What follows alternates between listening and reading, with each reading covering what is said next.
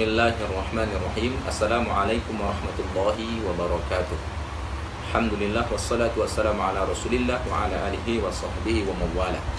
Teman-teman, saudara-saudara dimanapun Anda berada yang dirahmati Allah, Alhamdulillah kita memasuki materi yang pertama dari apa yang pernah kita iklankan beberapa waktu yang lalu tentang bagaimana kita membetulkan bacaan Al-Quran kita. Yang pertama adalah huruf halqi yang mesti kita ketahui.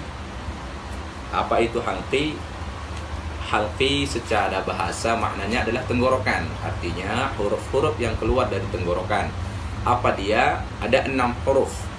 Nah, yang pertama mesti kita belajar yang di pangkal. Pangkal tenggorokan ada 2 huruf. Yaitu yang pertama hamzah yang dibaca dengan a. Jadi membacanya dengan tipis seperti orang tersenyum. A. Jangan a atau a, tapi a. A. Kemudian yang kedua adalah ha. Ha keluar sama dengan hamzah, bukan dari perut. Nah, huruf-huruf ini akan kita praktekkan pada surah Al-Fatihah setelah pesan berikut.